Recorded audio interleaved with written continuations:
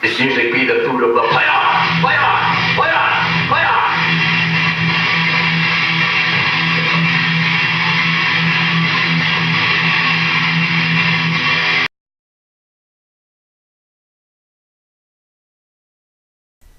Oh, welcome back, everybody. It is week 32, and it's not just plain old week 32. We are back to the bread and the butter, also known as the potatoes and the meat. Sup that meat. What meat? The meat. For those of you who got that reference, you're welcome. Anyway, we're back on my usual high volume program after taking 2 weeks of taper on a lower volume but higher intensity PR fest, I should probably call it. And things were good. We came right back, did not move any of the volume reps down, actually just continued on. And so this week we worked with 22 reps on the main work sets. And as I mentioned a week ago, I think, I experimented with doing higher reps per set so that I could finish these workouts a lot faster, so I could get all the reps in like 5 sets. So this week we're doing 2 sets of 5 followed by 3 sets of 4 for a total of 22 work reps. And I'm going to be moving that up towards 5 sets of 5, and then once I'm scheduled to do 26 total work reps, I will likely just go back to 2 sets of 5 and then do 4 sets of 4 and then work that up to 6 sets of 5, that kind of progression. But as I usually do when I start a new cycle like this, I roll back the daily max targets, because what I'll usually do is I'll look at the projected final week of the cycle, and I'll set that to be, I'll set the daily max targets there to be a 5 or 7.5 pound PR, and then just work backward from there. So what we do is like we kind of reset, move a little bit lower, and then we'll be aiming for a higher peak at the end of this segment. Oh yeah, so I ended up checking out as much of the Olympic weightlifting as I could, even though I was disappointed that they had kicked out all the Russian weightlifters, even those who had not actually failed drug tests. But that is what it is, and some of the weightlifting ended up being pretty good, actually. There were some surprises where the favorites were defeated, and you gotta be careful here, because as you can see, I almost fell over. Clearly I'm not at practice with the front jerk, because I didn't do that when I was doing the taper weeks. Yeah, but anyway, one thing that was interesting to watch is like when some of the lady Olympic weightlifters basically took my deadlift max and just threw it over their head. It's like, yeah, I gotta get that fixed. Yeah, and so some of you sharp-eyed viewers may have noticed in the last 2 weeks when I was going for PRs, you may have asked, like, how come there was no deadlift PR attempts? And actually there was a couple, but there were grip failures that prevented setting of new PR records. And basically that really needs to be fixed. So what I am thinking of doing is completely breaking down my deadlift and kind of like starting over from scratch, if you will. Basically make it where I'm only allowed to use, the double overhand hook grip, because I think that that's probably the only way I'm going to get my grip up. Because as of right now, it's not that the bar slips; it's that my fingers kind of like uncurl and I lose the bar.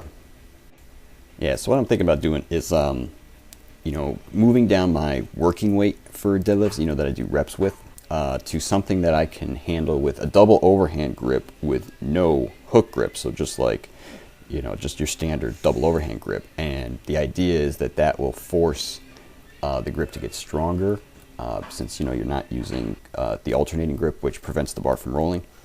And for the daily maxes on the deadlift, using hook grip only, so, because like right now I'm using mixed grip, if you guys have noticed. Yeah, so on the one hand, that's kind of a bummer, because, nobody wants to go backwards per se. But on the other hand, sometimes you got to be objective and be realistic with what the problem that you're having is, so that you can actually correct it. And actually, believe it or not, I'm not expecting to lose a ton of strength on the deadlift because of the amount of squatting that I do. I recall when I was looking into the infamous Smolov program, when it was written for squats, everybody said, yeah, don't worry about doing deadlifts because it's actually going to go up because of all the squatting you're doing. So I was like, oh, that's pretty cool. And as you guys saw from the thumbnail, we are at 37 months till 40. And this week weighed in at just under 140. So we just missed that 140 even on the average weigh-in. And also this week included, you're going to see on the diet update screen, the calories or the carb and protein look a little weird. That's because there was a surprise phone call that said, yo, let's go get wings. And I was like, hey, I'm trying to be obese, so let's do it. Oh, by the way, it's hump day. Oh yeah.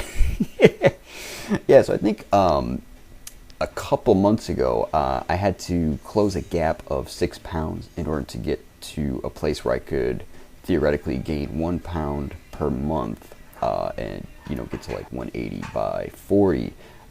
I'm closing that gap because now I'm only like 3 pounds away from that rate, because right now we got like 37 months left, but I only need like 40 pounds. So that's pretty cool. But an interesting thing about the calorie thing is I would expect that this current calorie intake is going to show either weight loss or a very slow gain in the future or in the coming months, because for two reasons. A, it's going to get colder, which causes you to burn more calories staying warm.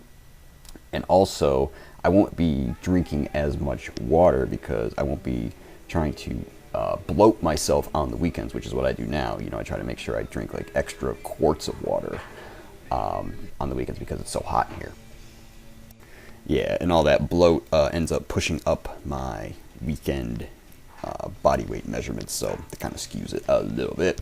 So that'll be changing in the coming months, like I said, as things cool down, which I'm always looking forward to because I do like the fall. It's like my favorite season and has great weather, good for sleeping, good for lifting, blah blah blah. So anyway, people, we're gonna sign off as always with mother the Dodeca mother. Yeah, so it's a good first week back, and I will say, yeah, I was pretty sore. It was awesome. So we worked through the first week and we're back on to the usual deal. And volume update for the week, we're comparing to week 29, which is the last big volume week, and we actually set a new total record of 155,000 pounds in a week. A big chunk of that is actually because I finally updated my body weight exercises to reflect my actual body weight. They had been like 5 pounds lower before that. And anyway, we're at 3.85 million for the year. I think next week we should get pushed over the top and have 4 million. And the 2016 goals update screen.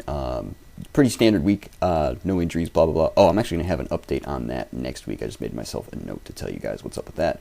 It's good news, so that's excellent. And for 10K chin-ups, we are currently at 65.96 for the year. Yeah. And the previously mentioned diet update, yeah, we're a little off this week with 330 carb, 196 protein. But man, it was a lot of wings. It was delicious. And like I said, 139.86 is the body weight. So hope you guys had a great week. I sure did. And we'll see you next time. Take care.